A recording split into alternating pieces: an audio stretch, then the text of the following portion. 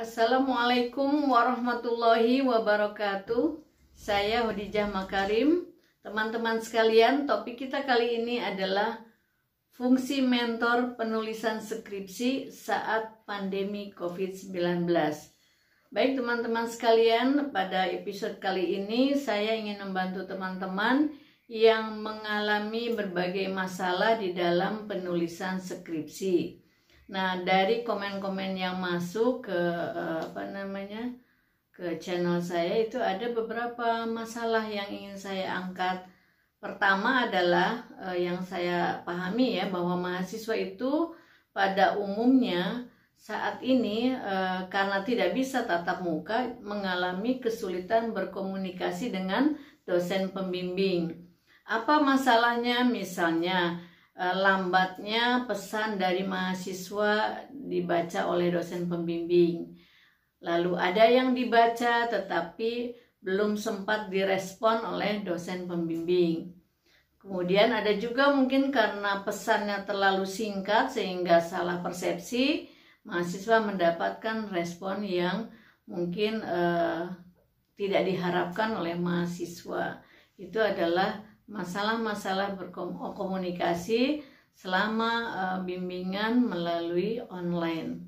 Memang ada keterbatasan waktu, keterbatasan banyak hal yang menyebabkan tertundanya pesan-pesan dari mahasiswa yang direspon oleh dosen pembimbing. Jadi kesulitan komunikasi yang pertama. Kemudian yang kedua, kesulitan yang kedua adalah mahasiswa cenderung sibuk membuat judul skripsi, tetapi setelah membuat tidak mengerti sebetulnya masalahnya apa. Ketika ditanya misalnya oleh dosen, ini masalahnya apa? Mahasiswa bingung. Jadi mahasiswa taunya menulis judul itu menarik menurut mahasiswa, tapi sebetulnya yang menulis judul itu tidak memahami apa sebetulnya masalah yang akan diteliti. Kemudian yang ketiga, ini juga banyak ya yang dikeluhkan oleh teman-teman, yaitu mahasiswa cenderung kurang percaya diri.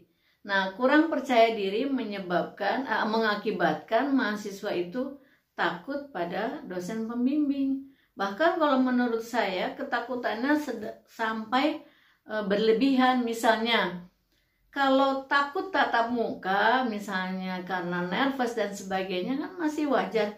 Ini takut untuk mengirim pesan gitu. Apalagi menelpon, mengirim pesan lewat WA saja sudah takut. Ini sudah berlebihan gitu ketakutannya. Ketakutan yang tidak beralasan. Memang pembimbing itu kenapa gitu sampai mengirim WA, pesan lewat WA aja mahasiswa takut. Nah, itulah masalah-masalah dan masalah-masalah lain yang tetapi dalam konteks ini saya bagi atau saya bahas tadi 3 besar ya. Yang pertama, kesulitan berkomunikasi dengan dosen pembimbing karena online. Kemudian yang kedua, mahasiswa kesulitan memahami masalah penelitian. Dan yang ketiga, masalah kurang percaya diri pada sebagian besar mahasiswa pada saat akan berkomunikasi dengan dosen pembimbing. Nah, baik teman-teman sekalian, setiap ada masalah kan kita harus mencari solusi. Solusinya apa? Karena kan skripsi itu harus selesai. Masa studi ada batasnya. Jadi teman-teman harus menyelesaikannya. Jadi jangan beku, jangan buntu di dalam suatu masalah yang sebetulnya kalau menurut saya itu adalah masalah-masalah yang tidak terlalu sulit untuk diselesaikan. Pada kesempatan ini saya ingin membantu teman-teman bahwa mentor itu sangat dibutuhkan bagi mahasiswa yang memiliki masalah-masalah yang tadi ya. Kalau yang tidak memiliki masalah 3 besar tadi, tidak punya mentor, tidak apa-apa. Silahkan jalan sesuai dengan kemampuannya, berarti kamu sudah hebat. Nah, bagi teman-teman yang punya masalah, saya akan bahas fungsi mentor dalam penulisan skripsi pada saat pandemi ini. Yang pertama, siapakah mentor itu? Dulu saya sudah pernah membuat video tentang mentor. Ingin saya ulang lagi sedikit. Mentor itu bisa temanmu, teman sekampus, teman beda kampus atau teman di luar keduanya, teman bermain, teman sebaya di luar keadaan yang formal misalnya.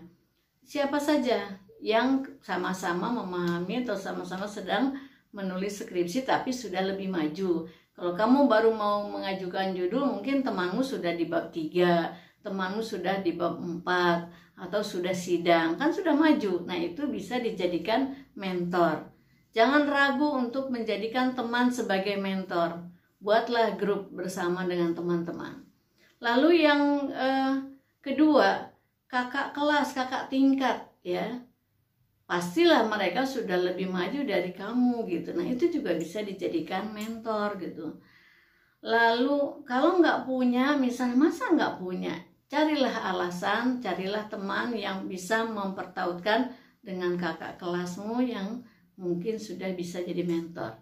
Kemudian yang ketiga, dosen wali atau penasehat akademik, atau dosen BK, bimbingan konseling, atau dosen favoritmu, misalnya dari sekian banyak program kuliah, mata kuliah apa saja yang kamu sudah kuliah, kemudian pastilah ada dosen yang hubungannya lebih dekat. Mungkin selain hubungan formal, ada hubungan informal. Kamu senang bergaul, senang berkomunikasi dengannya, kemudian tidak terlalu kaku komunikasinya. Jadikanlah dosen favoritmu itu sebagai mentormu. Ya, jadi itu. Kemudian ada juga misalnya praktisi expert di bidangnya.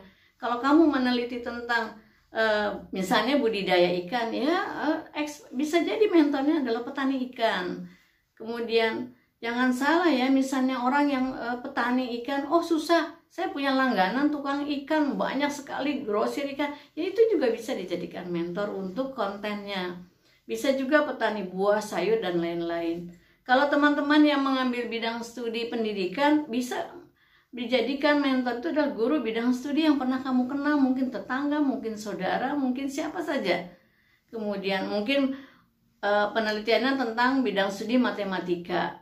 Nah, jadikanlah guru matematika yang kamu kenal sebagai mentormu untuk membantu kontennya ya. Kemudian mungkin bahasa Inggris dan sebagainya, fisika, kimia dan sebagainya. Lalu kalau teman-teman yang meneliti tentang PAI atau ekonomi syariah atau tentang Al-Quran, hadis dan sebagainya, bisa bermentor kepada ustadz, ustazah, kiai yang kamu kenal. Ya, dulu pernah belajar ke siapa gitu. Kalau kamu tidak kenal, ya mintalah bantuan teman untuk mempertautkan, mengenalkan dengan ustadz atau kiai atau ustazah yang paham di bidang yang kamu akan teliti. Banyak kan? Jadi jangan mengurung diri dengan berbagai persoalan sepertinya kamu sendirian gitu. Padahal ternyata di kiri kanan kita, di lingkungan kita banyak pihak-pihak bisa membantumu untuk lanjut melaksanakan skripsi supaya cepat selesai. Ya, jadi carilah itu semua. Nah, baik teman-teman sekalian, ini adalah video kali kedua mengajak teman-teman untuk memfungsikan mentor untuk membantumu supaya lancar bimbingan skripsinya, cepat sidang dan cepat lulus. Nah, kenapa saya menekankan sampai sekarang ini tentang fungsinya mentor? Itu ada 3 fungsinya, jadi sangat berfungsi. Yang pertama adalah sebagai motivator. Nah, motivator tuh bagi teman-teman yang tadi misalnya karena ada benturan-benturan, lalu motivasinya turun dari tinggi ke sedang sampai rendah gitu. Ukuran motivasi kan tinggi rendah, tapi sebelum sampai rendah kan turun dulu. Jadi jangan sampai motivasinya tadinya tinggi, semangat karena ada benturan dengan masalah-masalah dosen pembimbing, lalu turun ke sedang, turun ke rendah. Itu jangan sampai. Jadi mudah-mudahan dengan adanya mentor, ketika kamu baru turun bisa naik lagi semangatnya. Dan banyak faktor lain yang bisa dibantu oleh mentor untuk memotivasi kamu ya. Kemudian yang kedua, mentor itu juga berfungsi menjadi mediator. Jadi kalau kamu ada masalah dengan dosen pembimbing, masalahnya selesaikan dulu sendiri. Kalau sudah tidak mampu menyelesaikan, misalnya jangan sampai berlarut-larut. Hubungi misalnya Kaprodi, konsultasikan. ya. Ceritakan apa kesulitanmu, apa kelemahanmu yang ingin dibantu oleh ketua program studi. Lalu mungkin sebelum ketua program studi kamu dekatnya dengan dosen penasihat akademik atau dosen wali. Kunjungi dosen wali, ya. Dan memang dosen wali punya kewajiban untuk membantu mahasiswanya. Atau kalau kamu nggak mau ke dosen wali, ya ke BK. Kan ada di setiap kampus ada unit bimbingan konseling. Curhatlah kepada guru BK atau ya konselor di situ apa masalahnya, nanti konselor akan membantu menghubungkan atau menyelesaikan masalah yang kamu alami. Ada dua cara mungkin guru BK, dosen wali dan prodi itu menyelesaikan dengan kamu kemudian menyelesaikan sendiri dengan dosen pembimbingmu. Kalau masalahnya berat, mereka yang akan berkomunikasi langsung dengan dosen pembimbing gitu. Jadi ada istilah gampangnya, mereka akan jadi pihak ketiga untuk menyelesaikan lah, mencari solusi supaya kamu skripsinya tidak terhambat. Lalu peran mentor yang berikutnya adalah mentor itu bisa sebagai fasilitator. Kalau kamu pusing gitu, aduh gimana ini cari jurnal untuk mendukung hasil penelitianmu, kamu bisa berunding, kamu bisa diskusi dengan mentor. Jadi mentor bisa menunjukkan jurnal-jurnal penelitian yang relevan dengan penelitianmu. Kemudian mentor bisa menjadi fasilitator, memberikan kira-kira buku referensi yang cocok untuk digunakan di bab 2. Referensi yang cocok untuk digunakan di latar belakang. Referensi yang cocok untuk digunakan dalam pembahasan di bab 4. Nah, itu bisa didapatkan diskusi bersama-sama dengan mentor. Kemudian mentor juga bisa membantu kebutuhan-kebutuhan lain, ya. Mungkin membantu di dalam penyelesaian statistiknya, ya, misalnya analisa datanya, memberikan gambaran, memberikan garis besar. Bukan membuatkan, yang membuat adalah harus mahasiswa sendiri. Mentor mungkin memberikan penjelasan apa yang harus kamu lakukan, tahap-tahapannya apa dalam analisa data. Atau mentor akan mengajari kamu untuk membaca hasil dari analisis data. Kadang kan mahasiswa setelah menganalisis data, setelah memproses data, ya,